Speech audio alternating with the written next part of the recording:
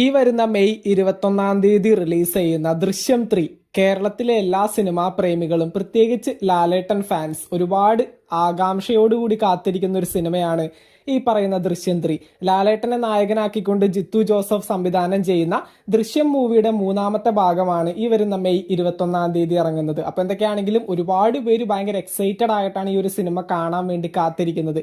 4ാം class പാസ്സായിട്ടുള്ള George കുട്ടിയും 10ാം class തോറ്റിട്ടുള്ള റാണിയും ഈ പറയുന്ന IG ഗീതാ പ്രഭാകരനെ എങ്ങനെയായിരിക്കും 3ാം വരവിൽ നേരിടാൻ പോകുന്നതെന്ന് അറിയാനായിട്ട് ജനങ്ങൾ ഒരുപാട് ആകാംക്ഷയോടുകൂടി കാത്തിരിക്കുകയാണ്. അപ്പൊ എന്തൊക്കെയാണെങ്കിലും ഈ ഒരു സിനിമയിൽ അഭിനയിച്ചിരിക്കുന്ന പ്രധാന കഥാപാത്രങ്ങൾ തങ്ങളുടെ പ്രതിഫലമായിട്ട് എത്ര രൂപയാണ് ഈ ഒരു സിനിമയിൽ നിന്ന് വാങ്ങിയിട്ടുള്ളതെന്നാണ് നമ്മൾ ഈ ഒരു വീഡിയോയിലൂടെ പറയാനായിട്ട് പോകുന്നത്.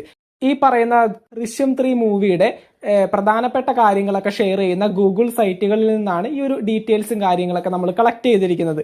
അപ്പോൾ എന്തൊക്കെയാണെങ്കിലും നമുക്ക് നേരെ വീഡിയോയിലേക്ക് പോകാം. അങ്ങനെ നമ്മുടെ ലിസ്റ്റിൽ ഞാൻ 1ാമത്തെ പേര് പറയുന്നത് ശാന്തി മായാദേവിയാണ്. ഏകദേശം 10 ലക്ഷം രൂപയാണ് ശാന്തി ഈ ഒരു സിനിമയിൽ നിന്ന് തന്റെ പ്രതിഫലമായിട്ട് വാങ്ങിയിട്ടുള്ളത്.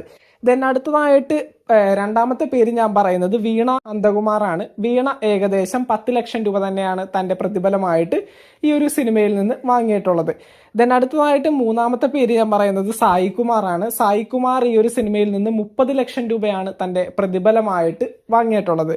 ദെൻ അടുത്തതായിട്ട് 4ാമത്തെ പേര് പറയുന്നത് KB ഗണേഷ് കുമാറാണ്. ഗണേഷ് കുമാർ ഏകദേശം 30 ലക്ഷം രൂപ തന്നെയാണ് ഈ ഒരു സിനിമയിൽ നിന്ന് തന്റെ പ്രതിഫലമായിട്ട് വാങ്ങിയിട്ടുള്ളത്.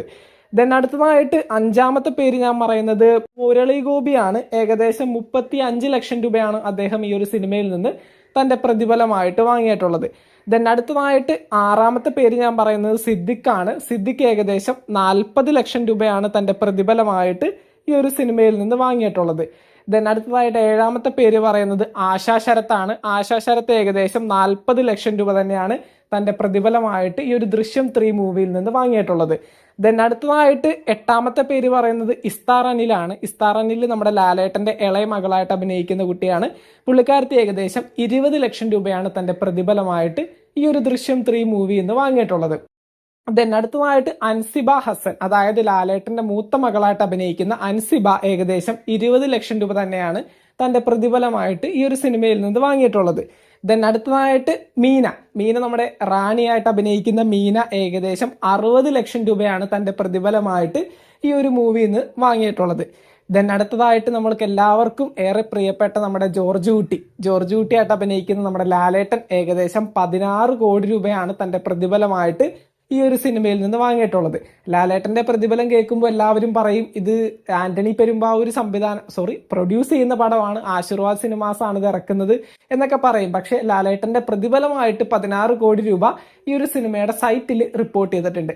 അപ്പോൾ എന്തൊക്കെയാണെങ്കിലും ഈ ഒരു സിനിമക്ക് വേണ്ടി ഒരുപാട് പേര് കാത്തിരിപ്പിലാണ്. ഈ വരുന്ന മെയ് 21 ഈ ഒരു സിനിമ തിയേറ്ററുകളിലേക്ക് എത്തുന്നത്. അപ്പോൾ എല്ലാവരും തൊട്ടടുത്തുള്ള തിയേറ്ററുകളിൽ പോയിട്ട് ഈ ഒരു ദൃശ്യം 3 മൂവി കാണുക, സപ്പോർട്ട് ചെയ്യുക. ഈ ഒരു സിനിമയുടെ ഒരു വലിയ വിജയം എല്ലാവരും എക്സ്പെക്ട് ചെയ്യുന്നുണ്ട്. എങ്ങനെയൊക്കെ ആയാലും അടിപൊളി സിനിമയാണെങ്കിൽ തീർച്ചയായിട്ടും ഇത് മലയാളികളും കേരളമൊക്കെ ഏറ്റെടുക്കും എന്നുള്ള കാര്യം കൺഫേം ആണ്. പ്രത്യേകിച്ച് ലാലേട്ടന്റെ ഈ ഒരു 3ാം വരവ് അത്രയും എക്സൈറ്റഡ് ആയിട്ടാണ് എല്ലാവരും കാത്തിരിക്കുന്നത്. അപ്പോൾ എന്തൊക്കെയാണെങ്കിലും മറ്റൊരു വീഡിയോ ആയിട്ട് നമുക്ക് വീണ്ടും കാണാം. വീഡിയോ ഇഷ്ടപ്പെട്ടാൽ ചാനൽ സബ്സ്ക്രൈബ് ചെയ്യുക, ലൈക്ക് ചെയ്യുക, ഷെയർ ചെയ്യുക, ഫോളോ ചെയ്യുക. താങ്ക്